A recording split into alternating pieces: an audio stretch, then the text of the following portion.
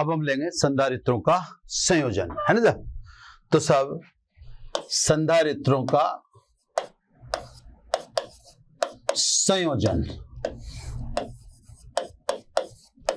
Clear. संयोजन का पहले क्या अर्थ है, सिंपली वो समझा देता हूं आपको।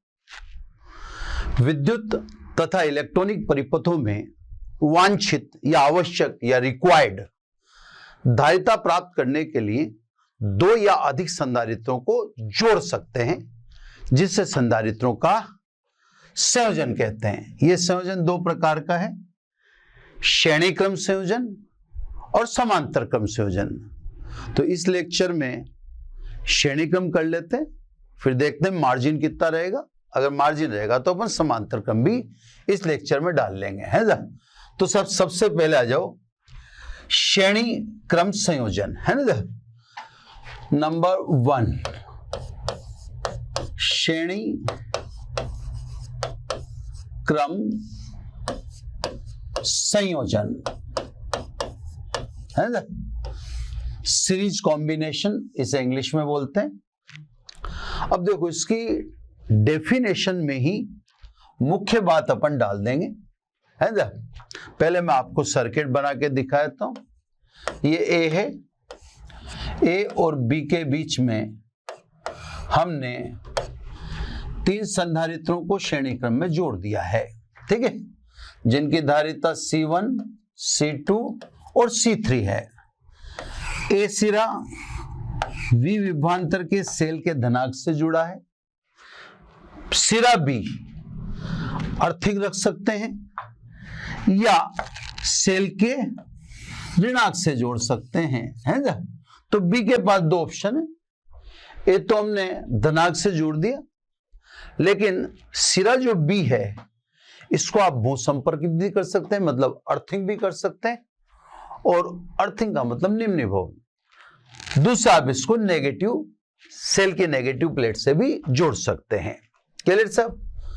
तो अब यहां पर डेफिनेशन को थोड़ा सा आप समझना, जो अपन डेफिनेशन देंगे उसी में सब कुछ है। देखो साहब ध्यान से समझे। मान लीजिए सेल से चली सप्लाई प्लस कैपिटल क्यू, बिंदु ए को गई, है ना। इससे जाएगी पहले संधारित्र की पहली प्लेट पर। ये सब पहली प्लेट पर अपन ने लिख दिया प्लस क्यू, ठीक है ना। पहली प्लेट पर वो सप्लाई अपन ने दर्शा दी, ठीक है। अब उतनी ही मात्रा का नेगेटिव चार्ज स्वाभाविक है C1 धारिता के संधारित्र की दूसरी प्लेट पर प्रेरित हो जाएगा। उतना ही धनावेश बाहर की तरफ मुक्त होगा, जो वायर के द्वारा कहां चला जाएगा, C2 को, है ना। फिर साहब C2 की प्रथम प्लेट पर प्लस क्यू है, उतनी मात्रा का नेगेटिव चार्ज C2 की दूसरी प्लेट पर प्रेरित होगा, और इसके बाहर की ओर का मतलब इधर, है ना, प्लस क्यू फ्री होगा यानी मुक्त होगा, जो वायर के द्वारा कहां चला जाता है, C3 की प्रथम प्लेट पर। अगेन उतना ही नेगेटिव चार्ज C3 की दूसरी प्लेट पर क्रिएट हो गया या प्रेरित हो गया, और जो मुक्त हुआ वह आपको ये मैंने यहां दिखा दिया। या तो आप ऐसे समझ लें कि सेल का धनाग्र जितना आवेश रिलीज करता है, ऋणाग्र उतना ही आवेश रिसीव करता है। तो हर जगह आप ये बैलेंस रखिएगा कि साहब अगर पॉजिटिव से आपने प्लस कैपिटल क्यू रिलीज किया, चलवाया, तो माइनस जो प्लेट है उसको प्लस कैपिटल क्यू आना जरूरी है। ये सेल की रिएक्शन है। अगर धारा की बात आएगी अगले चैप्टर में जब प्रतिरोध पढ़ेंगे, तो धनात्मक जितनी धारा देगा, ऋणात्मक को उतनी ही धारा रिसीव करनी है। तो ये बात को अब अभी से आप ध्यान से समझ लें, क्योंकि अब चालू हो चुके हैं सर्किट चालू हो चुके हैं, तो ये अगले चैप्टर तक यानी धारा विद्युत तक भी जा रहे हैं, है ना। तो सर्किट आपके आगे भी चैप्टर में काम आएंगे। यहां से शुरू हुआ है तो उसकी हर बारीकी में समझाने की कोशिश करूंगा। तो सब आपने मैंने जो डिस्ट्रीब्यूशन करके दिखाया उस डिस्ट्रीब्यूशन में एक बात देखी होगी कि श्रेणी क्रम में प्रत्येक संधारित्र पर आवेश का परिमाण समान है ना? तो हमने डेफिनेशन यहीं से बना देनी है। तो अपन जो डेफिनेशन इसकी बनाएंगे, डेफिनेशन डायरेक्ट, ये जो आप ध्यान रखोगे वही सबसे बेहतर होगा, जो मैं अभी आपको डेफिनेशन के रूप में दिखाऊंगा, है ना? दो या दो से अधिक संधारित्रों का ऐसा संयोजन जिसमें प्रत्येक संधारित्र पर आवेश का परिमाण समान हो, श्रेणी क्रम संयोजन कहलाता है। तो साहब श्रेणी क्रम संयोजन में आवेश का परिमाण समान रहता है। अब इसको ऐसे भी समझ लो, आवेश को धन से निकलना है, ऋण को जाना है। धन से कनेक्टेड है पॉइंट ए, ऋण से कनेक्टेड है पॉइंट बी। अब एक बात बताओ, ए से बी होकर ही जाना पड़ेगा? क्या ए से ऑप्शन अवेलेबल हैं? आपको ऐसा लगता है कि ए से अधिक मार्ग उपलब्ध हैं? नहीं है।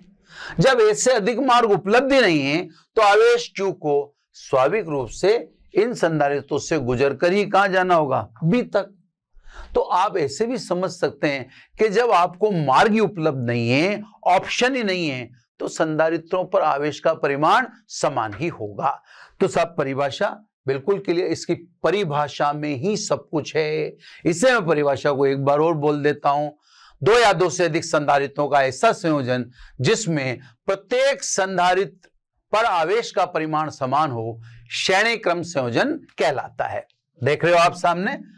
अब सब C बराबर Q अपॉन V या Q बराबर CV, है ना? जैसे भी आप बोलो तो सब C बराबर Q अपॉन V, या यूं कह दें V बराबर Q अपॉन C।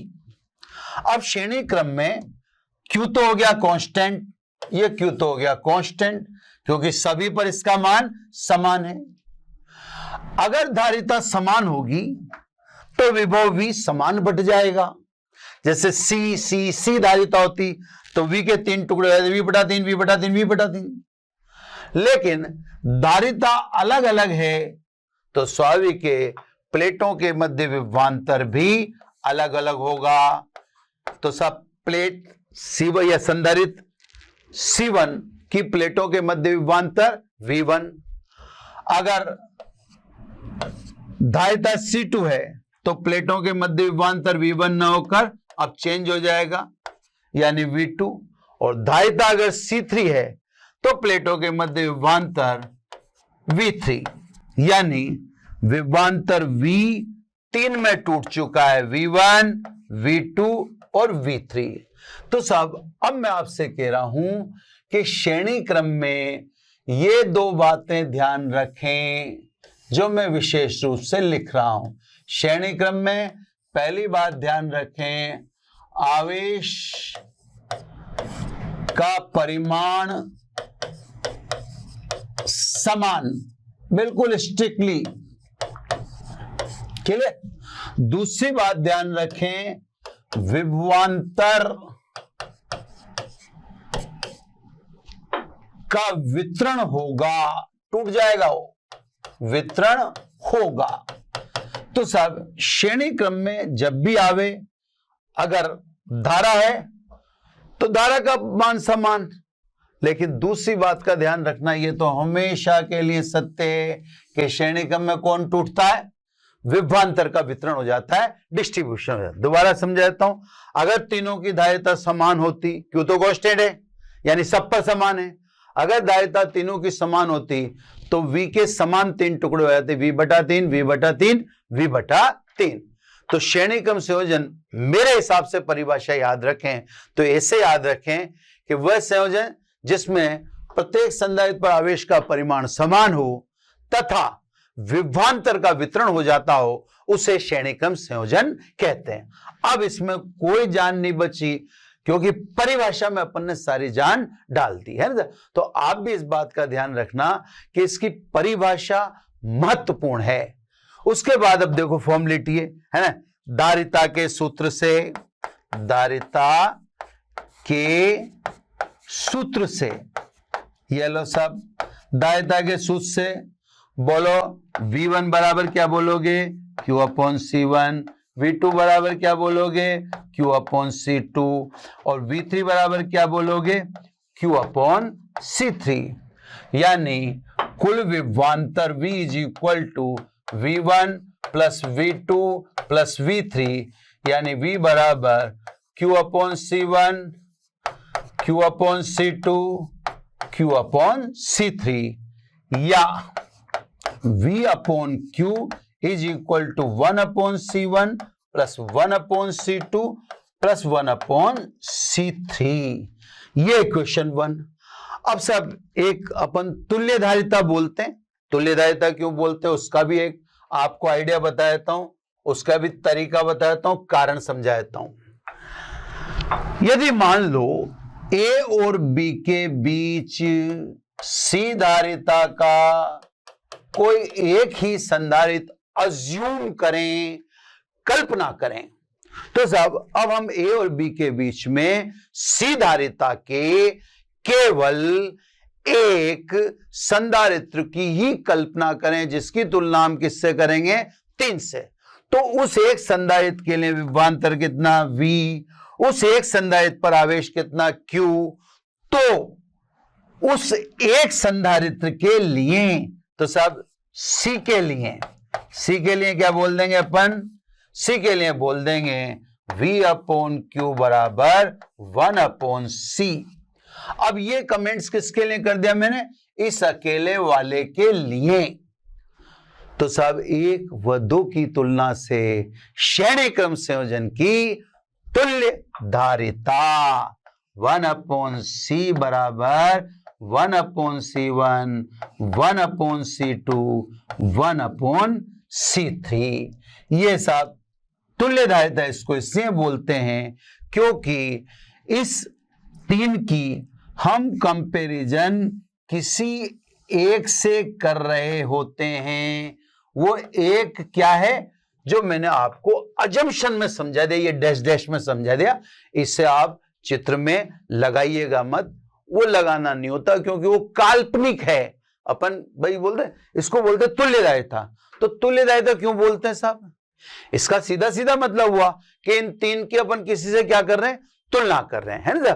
तो इसलिए मैंने उस लफ्ज को क्लियर करने के लिए कि वास्तव में हम किससे तुलना करते हैं, इससे आपको ये 2 सिचुएशन समझा दी और ये डॉट डॉट वाला चित्र बना दिया। आपको डॉट डॉट वाला चित्र एग्जाम में नहीं बनाना है, बस आपको तो ये लिखना है कि यदि A तथा B के मध्य किसी एक संधारित्र जिसकी धारिता C है की कल्पना करें तो धारिता के सूत्र से, फिर ये लिख देना V अपॉन Q बराबर 1 अपॉन C, फिर 1 और 2 की तुलना से श्रेणी क्रम संयोजन की तुल्य धारिता। अगर n संधारित्र श्रेणी क्रम में लगे हों, यदि n संधारित्र श्रेणी क्रम में हों,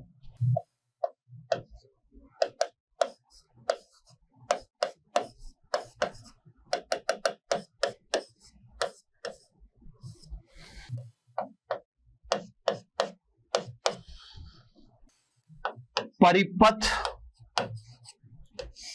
तुल्यता, ये एक ट्रिक है, मैं आपको दिखा देता हूं। आपको इस तरह से एक चित्र में या चित्र देकर कहा जाए कि समान मोटाई के पराविद्युत पदार्थ संधारित्र की प्लेटों के समांतर रखे हैं चित्र अनुसार, तो तुल्य धारिता बताइए। जब आपसे ऐसा कहें तो अब आपको क्या ट्रिक करनी वो मैं आपको समझाता हूं। जब इसने कहा कि समान मोटाई के पदार्थ प्लेटों के समांतर रखे गए, प्लेटों के समांतर रखे गए, तो प्रत्येक पदार्थ का पृष्ठ क्षेत्रफल स्वाभाविक है प्लेटों के क्षेत्रफल के बराबर होगा। अब इसने कहा तीनों समान मोटाई के, तो हम प्लेटों के बीच में दूरी कितनी मानते हैं, हमने कितनी मानी थी, d।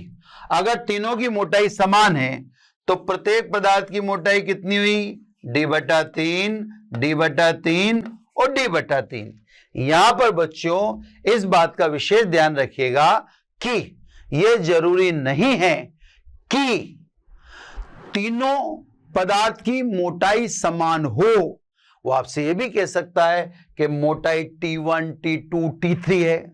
अगर T1, T2, T3 है तो फिर आप d/3, d/3, d/3 मत लिखना। मैंने तो इसलिए लिखा है क्योंकि मैंने जो आपको प्रश्न बोला उसमें कहा कि पदार्थों की मोटाई समान है और 3 पदार्थ भरे तो मैंने तो d/3, अगर 2 भरता तो d/2 करता, अगर 4 भरता तो d/4, d/4, d/4 करता।